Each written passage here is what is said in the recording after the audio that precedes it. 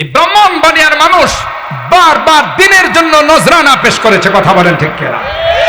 ফতোয়ার সময় নজরানা পেশ করেছে, ইবাদতের সময় নজরানা পেশ করেছে। কখনো যদি এই দাজ্জালের চেলারা আসে বাতিলি তাদের প্রতিরোধ করার জন্য আমার এই যুবকরা প্রস্তুত আছে, কথা বলেন ঠিক কিনা? ব্রাহ্মণবাড়িয়ার মাটিতে শুয়ে আছেন ফখরে বাংলা, কথা কয় না। কি নাম? ফখরে। কি নাম? ফখরে বাংলা। শুধু ব্রাহ্মণবাড়িয়ার অহংকার নয়, গোটা বাংলাদেশের যিনি অহংকার ছিলেন, কথা বলেন ঠিক কিনা? মুরব্বীরা জানেন, আমি বড় হুজুর রহমাতুল্লাহ আলাইহির কাছ থেকে শুনছি, পাকিস্তান থেকে বড় বড় জাদ্রিল কাদিয়ানি আসতো ব্রাহ্মণবাড়ি, যেহেতু কাদিয়ানিদের আখড়া ছিল। এখানে যে হের সাথে বড় বাঘ বৈশা রয়েছে এর তো খবর নাই, কথা কয়।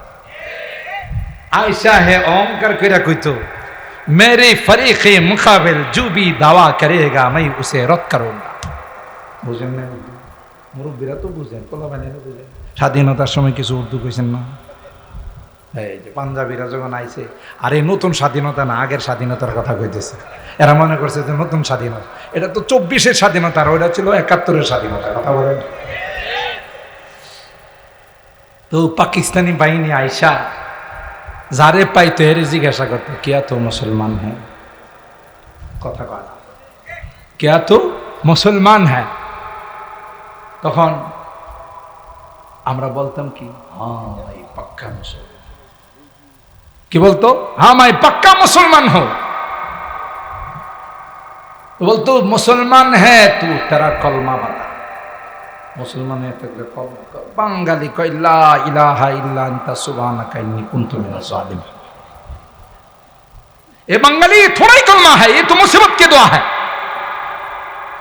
তখন এরা বলতো, হানাদার বাইনে বলতো, কিরে তোর কলম কলমা পড়তে তুই যে দোয়া ইউনুস পড়া শুরু করছস, বুঝেন নাই? এখন যে কে দোয়া ইউনুস পড়বো এটাও সমস্যা, কারণ যার বিরুদ্ধে দোয়া ইউনুস পড়বো হ্যাঁ গতিতে যায় বই রয়েছে, কথা কম। এর বিরুদ্ধে যে দোয়া করবো, যে দোয়া ইউনুস পড়বো, ইউনুস মেয়ে বই রয়েছে আসল গতিতে, কথা কম।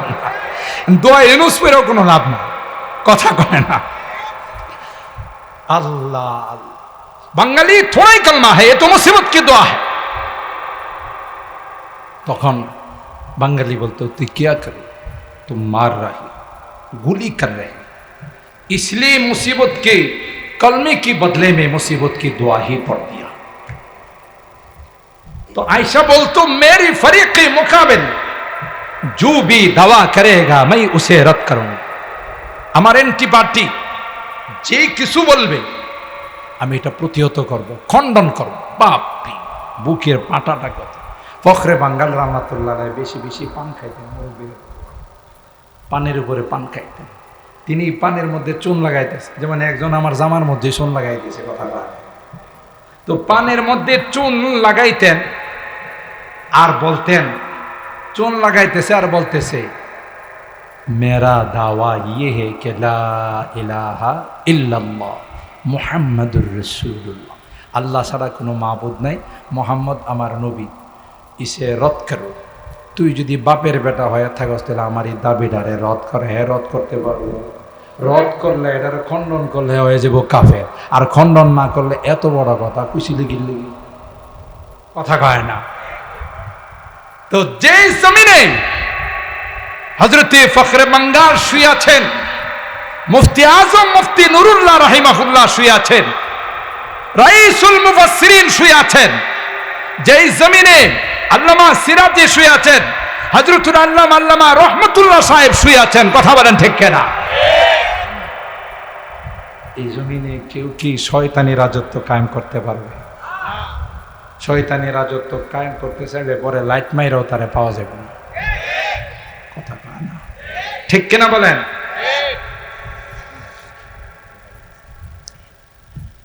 আপনাদের কষ্ট হইতেছে বেশি, হ্যাঁ? আবার বদদোয়া দিতেছেন না তো?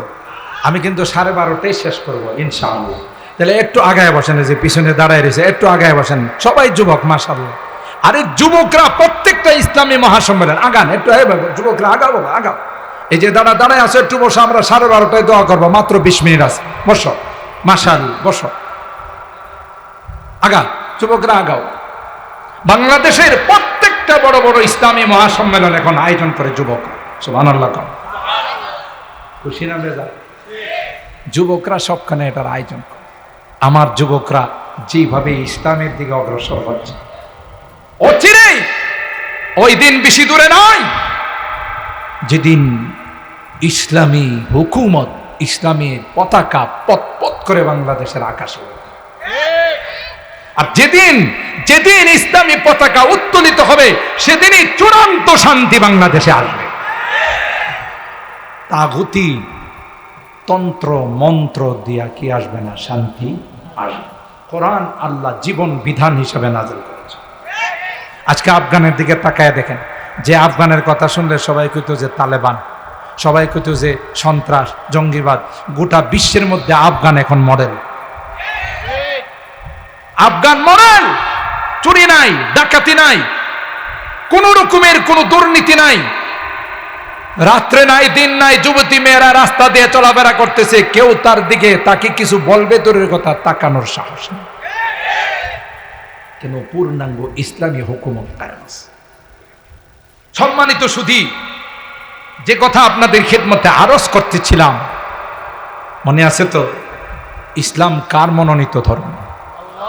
আরো জোরে বলেন। কেউ যদি চায় ইসলামকে ফু দিয়া উড়াই ফেলাইব, রানা প্লাজার মতো ধাক্কা দিয়ে ফেলাই দিব। কথা বলেন। তখনকার সময় একজন মগা স্বরাষ্ট্রমন্ত্রী ছিল। কি ছিল? নাম কি ছিল? মগা। কি ছিল? মগা একটা স্বরাষ্ট্রমন্ত্রী ছিল। যখন রানা প্লাজার দুর্ঘটনা ঘটছে, হ্যাঁ ওখানে সাংবাদিকরে কয়েকজন মিললা না এটারে ধাক্কা দিছে, বেড়ে গেছে গা। তুমি কি মনে করছো রানা প্লাজা ইসলাম? কথা বলেন ঠিক কিনা? ইসলামের গোড়া মজবুত না নরম? শক্ত না নরম?